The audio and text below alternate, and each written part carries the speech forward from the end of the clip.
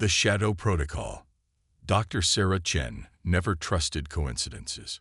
As Earth's leading geneticist at the Galactic Federation's Joint Research Institute, she had spent the last decade studying how different species' DNA responded to various environmental conditions.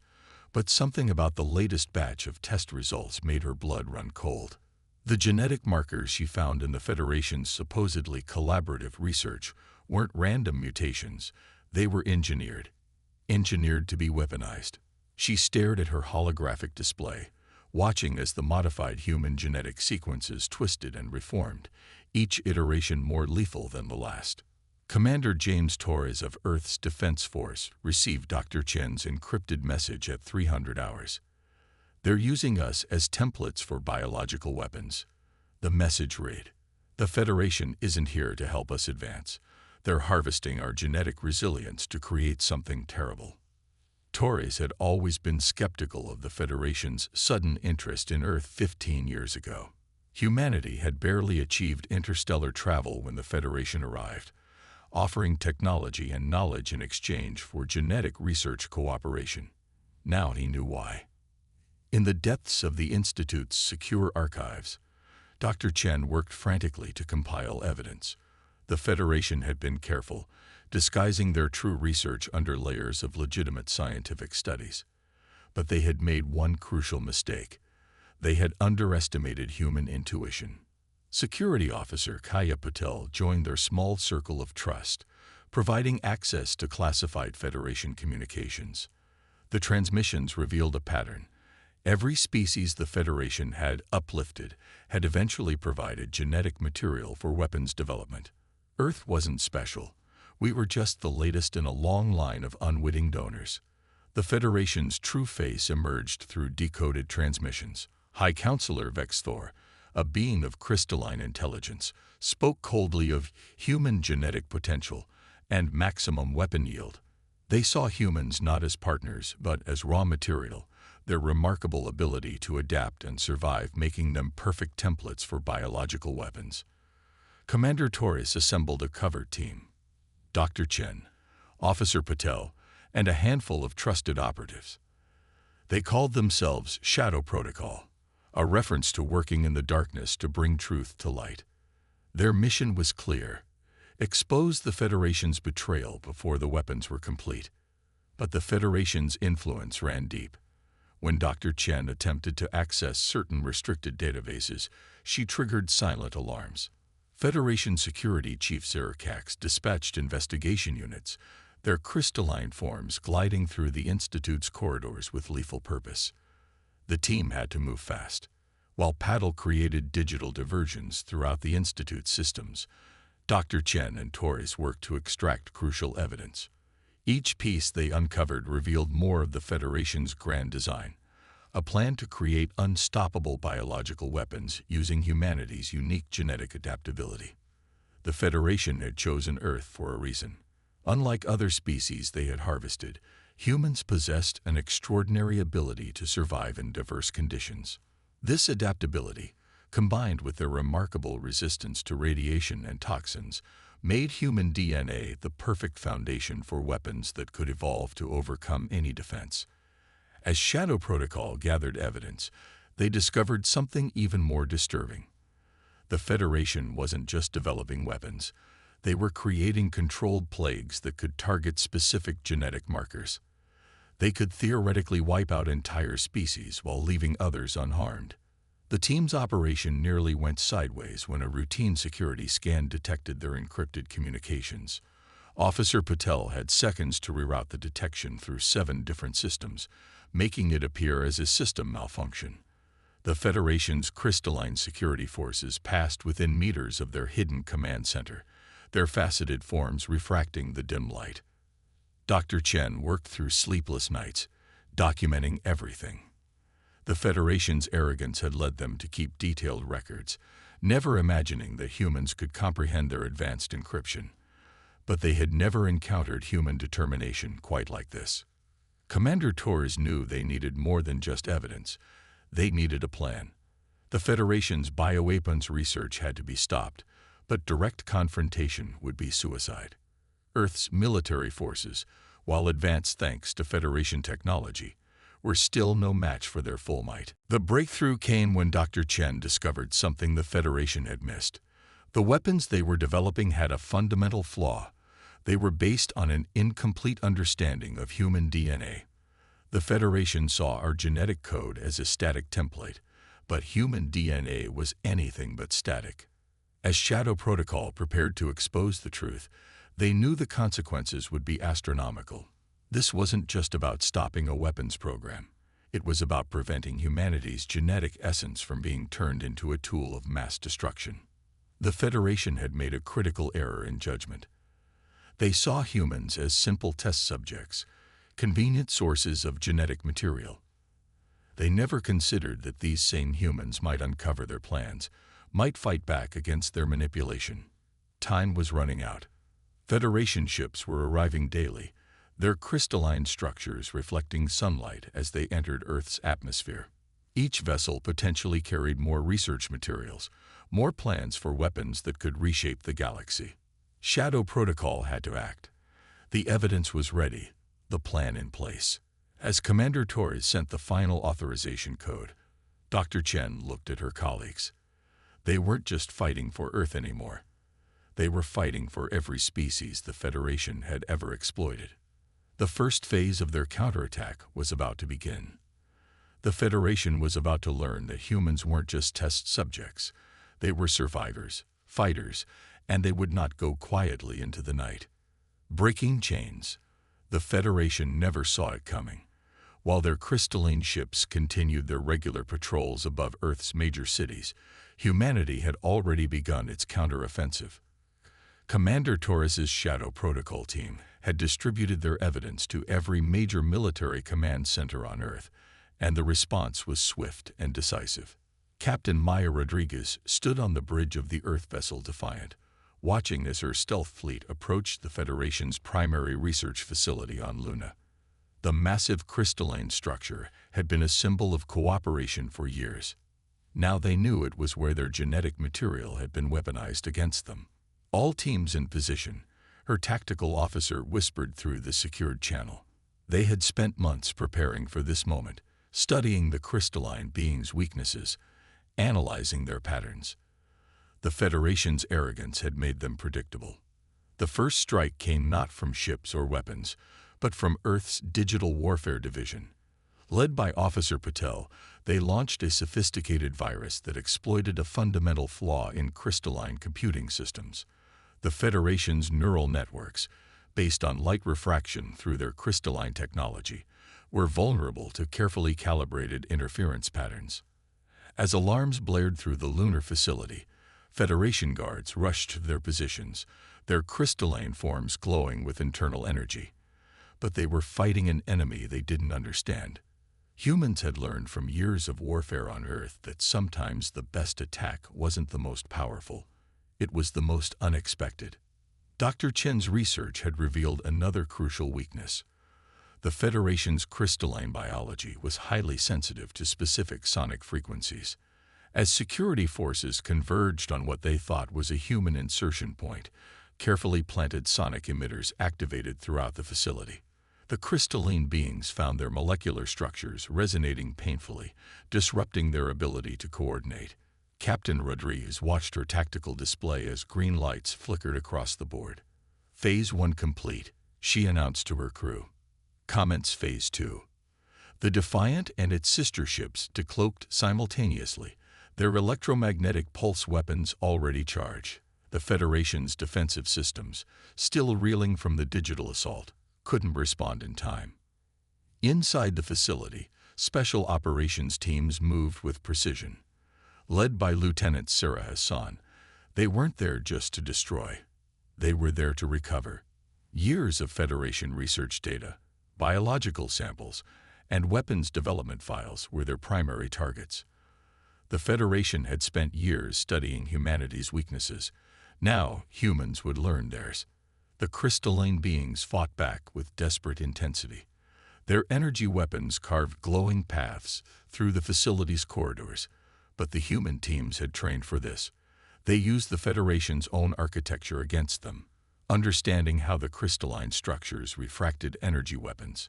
Every corner, every intersection had been mapped and analyzed. Back on Earth, military commands worldwide executed coordinated strikes against Federation installations.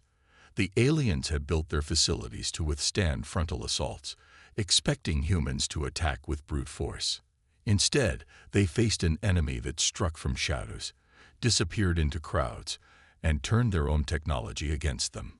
Dr. Chen worked frantically in her mobile laboratory, analyzing data as it streamed in from the raids.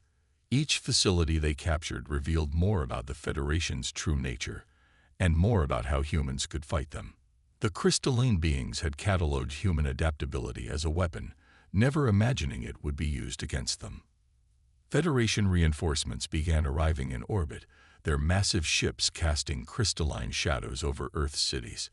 But humanity had prepared for this too. Hidden defense platforms, disguised as communication satellites, activated their gravitational disruptors. The Federation ships found their crystalline structures struggling to maintain integrity in the artificial gravity wells. The turning point came when Lieutenant Hassan's team reached the central research vault. Inside, they found more than weapon designs. They discovered evidence that the Federation had been conducting similar experiments on dozens of species across the galaxy. Humanity wasn't just fighting for Earth anymore. They were fighting for every race that had been exploited. Captain Rodriguez received the signal she had been waiting for. All teams, execute final phase, she ordered. Throughout the lunar facility, specially designed charges detonated. They didn't explode with fire or shrapnel. Instead, they released waves of precisely tuned energy that shattered crystalline structures at the molecular level. The Federation's mighty fortress on Luna crumbled, not from overwhelming force, but from humanity's understanding of their enemy's fundamental nature. As the dust settled, Captain Rodriguez allowed herself a small smile. This was just the beginning. They had proven that the Federation could be fought, could be beaten. News of the lunar facility's fall spread quickly through Federation space. The crystalline beings had never imagined that their test subjects could turn the tables so completely. Humanity had not only survived their betrayal, they had learned from it, adapted to it, and overcome it. Commander Torres received the mission success signals from all teams with grim satisfaction. The Federation had thought they were studying humanity's capacity for adaptation in their labs. Now they were experiencing it firsthand on the battlefield. The war for Earth's freedom had begun, and humanity had struck the first blow. The Federation would respond with overwhelming force, but humans had something the crystalline beings couldn't comprehend, an unshakable will to be free. The chains of Federation control were breaking, and the sound of their shattering echoed across the stars. The Achilles algorithm. In the depths of a repurposed quantum computing facility beneath the Rocky Mountains, Dr. Marcus Wong stared at streams of data flowing across his holographic displays. The Federation's response to humanity's rebellion had been swift and brutal, but it had also been predictable, too predictable. They're not just similar patterns, he explained to Commander Torres, who stood watching the analysis with intense focus. Their battle strategies follow strict mathematical principles. The crystalline nature of their biology extends to their thinking, structured, rigid, mathematical. The discovery had come at a crucial time. Despite humanity's initial victories, the Federation's superior numbers and technology were beginning to tell. Their massive fleets moved through space in perfect geometric formations, their weapons synchronized with mathematical precision. But in that precision, Dr. Wong had found their weakness. Dr. Chen joined them, her genetic research now focused on understanding the crystalline beings' decision-making processes. Their neural pathways are like their physical forms. They follow strict geometric patterns. They can't help it. It's literally how they think. The Achilles Project was born from this insight. A team of Earth's best programmers, mathematicians, and quantum computing experts worked around the clock, developing an AI system that could predict Federation tactics with unprecedented accuracy. They weren't just analyzing battle plans. They were decoding the fundamental nature of crystalline thought. Captain Rodriguez, now coordinating Earth's defense fleets, received the first prototype of the Achilles algorithm during a massive Federation assault on the Mars colonies. As crystalline ships approached in their perfect formations, the AI predicted their maneuvers down to the microsecond. "They'll split into tetrahedral formations," the AI announced, its predictions appearing as ghostly outlines on tactical displays. "Third wave will target these exact coordinates." The Federation ships moved exactly as predicted and flew straight into humanity's prepared countermeasures. The algorithm grew more sophisticated with each engagement. It learned to predict not just tactical movements, but strategic decisions. The crystalline commanders, bound by their nature to follow optimal mathematical solutions, became increasingly predictable to the AI's analysis. Lieutenant Hassan's ground forces put the algorithm to devastating use. Federation ground troops, moving in their geometrically perfect patterns, found themselves outmaneuvered at every turn. Humans, with their chaotic and inefficient tactics, proved impossible for the crystalline minds to predict. But the Federation wasn't defeated yet. Their high command, recognizing the threat, attempted to introduce random elements into their strategy. The results were disastrous for them. The crystalline commanders, trying to fight against their own nature, made mistakes. Their formations became erratic, their timing disrupted. Dr. Wong worked tirelessly to refine the algorithm, incorporating new data from each engagement. "They can't truly randomize," he explained to Earth's military leadership. "Their attempts at chaos still follow underlying patterns. They're fighting against billions of years of evolution." The war entered a new phase. Federation ships, once terror-inspiring in their crystalline perfection, became predictable targets. Their commanders, frustrated by their inability to counter human unpredictability, made increasingly desperate decisions. Officer Patel's cyber warfare teams added another dimension to the algorithm's effectiveness. They could now predict exactly how Federation systems would respond to digital attacks, allowing them to bypass defenses that had once seemed impenetrable. The algorithm's greatest test came during the Battle of Jupiter. The Federation, desperate to regain the initiative, launched their largest fleet yet. Over 1,000 crystalline ships, their formations spanning millions of kilometers, approached the solar system's largest planet. Captain Rodriguez coordinated the defense, trusting in the algorithm's predictions. Earth ships, heavily outnumbered but perfectly positioned, struck at exactly the right moments. The Federation's magnificent formations shattered. Their carefully planned maneuvers turned into chaos. Dr. Chen, watching the battle's data feeds, saw something remarkable. The Federation commanders, forced to respond to situations their crystalline minds couldn't properly process, were experiencing something akin to psychological breakdown. Their rigid thought patterns couldn't adapt to the level of unpredictability they faced. The algorithm had done more than just predict enemy movements. It had revealed a fundamental truth about the conflict. The Federation's greatest strength, their perfect crystalline nature, had become their greatest weakness. They couldn't comprehend, let alone counter, humanity's adaptive, chaotic nature. Commander Torres received reports from across the solar system. Federation forces were retreating, their once perfect formations now ragged and disorganized. The crystalline beings had finally encountered something their mathematical minds couldn't solve: human ingenuity. But even as Earth celebrated this victory, Dr. Wong issued a warning. The algorithm was predicting something new, a response from the Federation unlike anything they'd seen before. The crystalline beings, pushed to their psychological limits, were preparing a final desperate assault.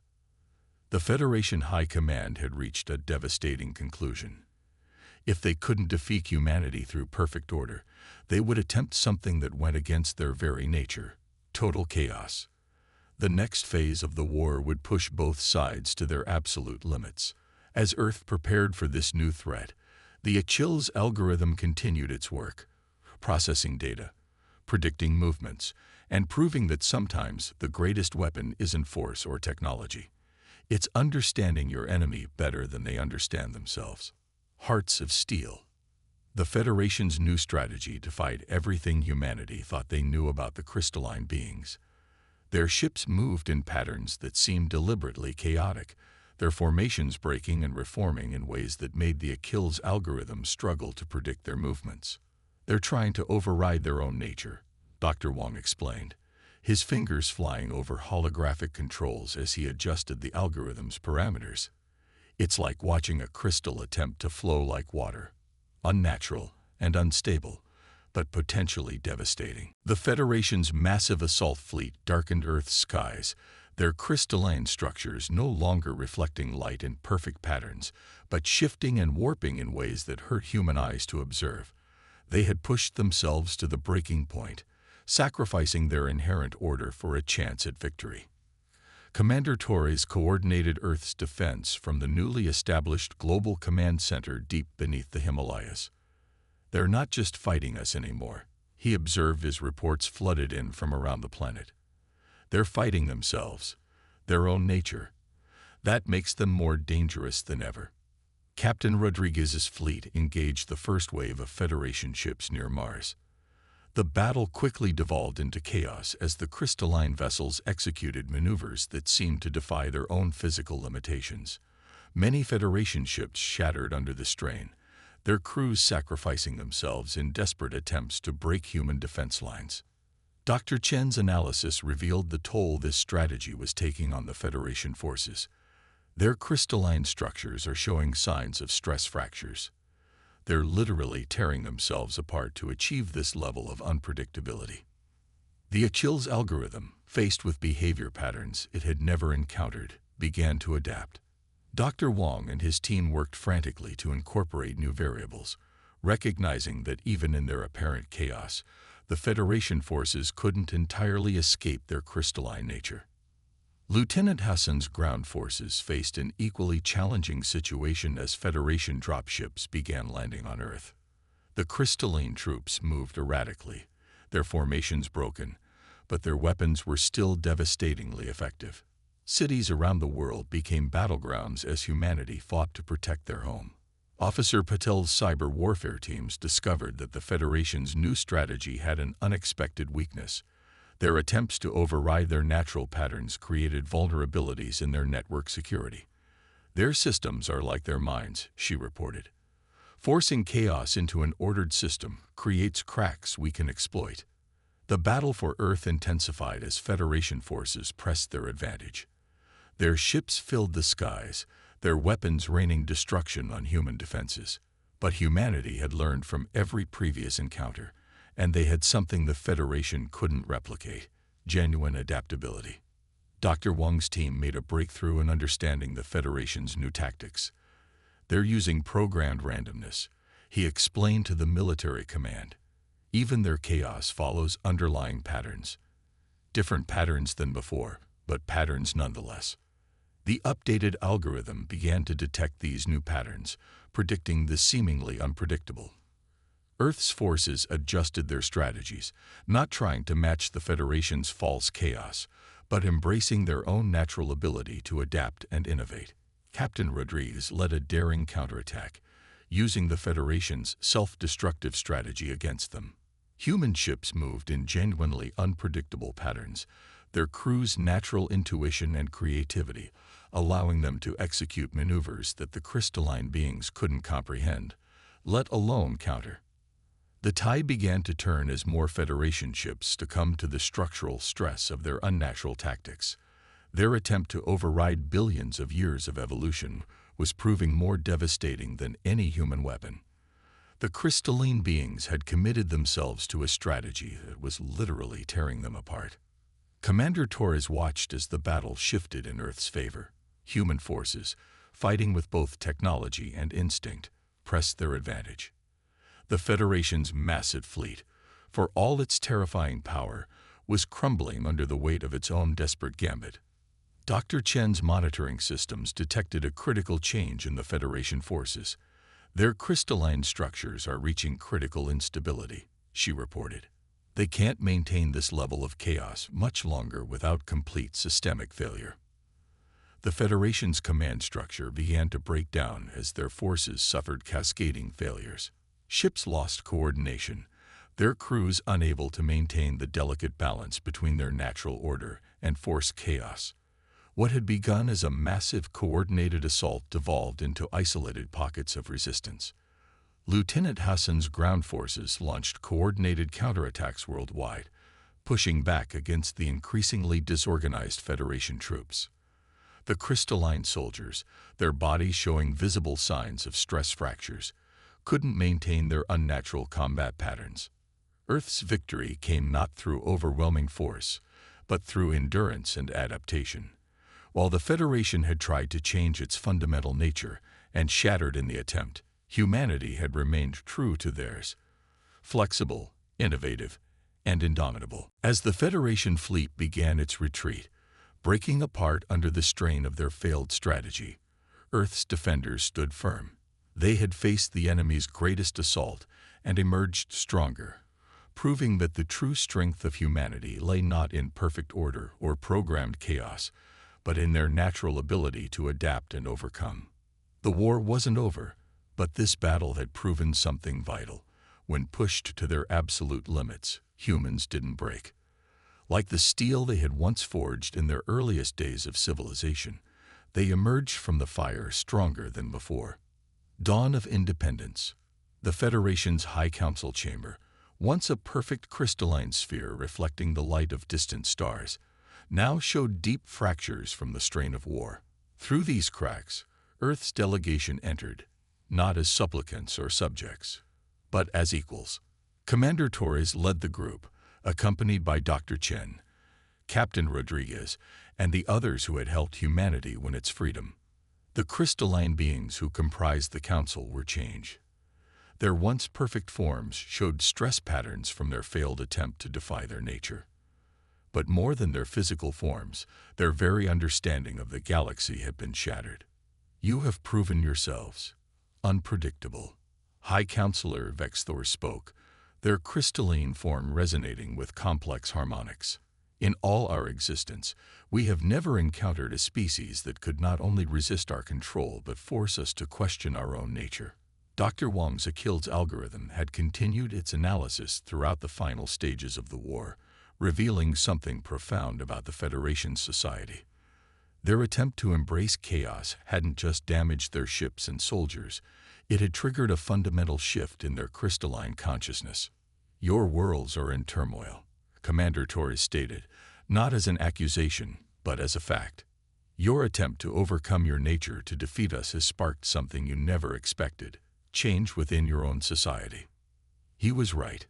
Throughout Federation space, crystalline beings were experiencing something entirely new. Doubt. Their perfect, ordered society had failed to overcome human adaptability, and that failure had created cracks in more than just their physical forms. Dr. Chen's research had shown that the Federation's collective consciousness was experiencing a transformation. You've spent eons perfecting your crystalline nature, she addressed the council.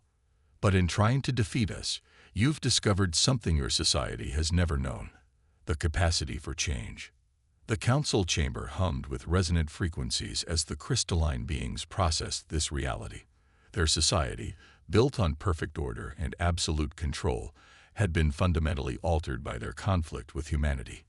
Captain Rodriguez stepped forward, her voice firm but diplomatic. We're not here to demand your surrender or seek revenge. We're here to offer something you've never had before, a genuine partnership between different kinds of intelligence. The proposal was revolutionary. Instead of a federation built on control and conformity, humanity offered a vision of a galaxy where different species could contribute their unique strengths. The crystalline being's capacity for perfect order and humanity's talent for adaptation could complement each other rather than conflict. Officer Patel presented evidence of other species throughout Federation space beginning to resist control, inspired by Earth's example. The old order was already crumbling. The only question was what would replace it. Your weapons program, Lieutenant Hassan addressed the council directly, was based on the assumption that human adaptability could be controlled and weaponized.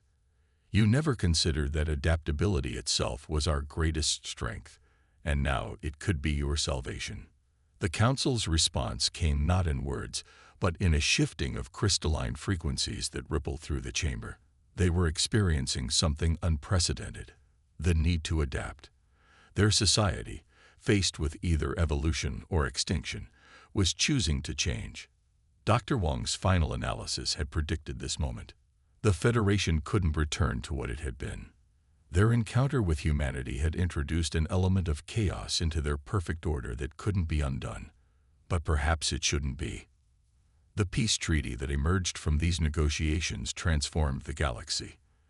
The Federation became an alliance of equals, with humanity helping their former enemies learn to balance order with adaptation.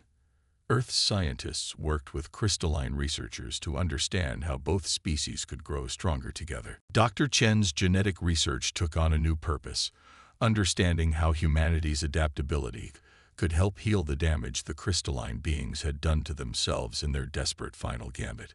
The same qualities they had tried to weaponize became tools for renewal. The Achilles algorithm was reproposed as well, its predictive capabilities now used to help guide the transition to a new galactic order. It helped identify where change was needed and how to implement it without causing further harm to the crystalline being's society. As Earth's delegation prepared to leave the council chamber, Commander Torres looked back at the crystalline beings who had once sought to control humanity. Their forms still showed the scars of war, but there was something new in their resonance, a capacity for growth. "We fought for our independence," he told them, "but what we've really won is something greater, the chance to build a future neither of us could have imagined alone."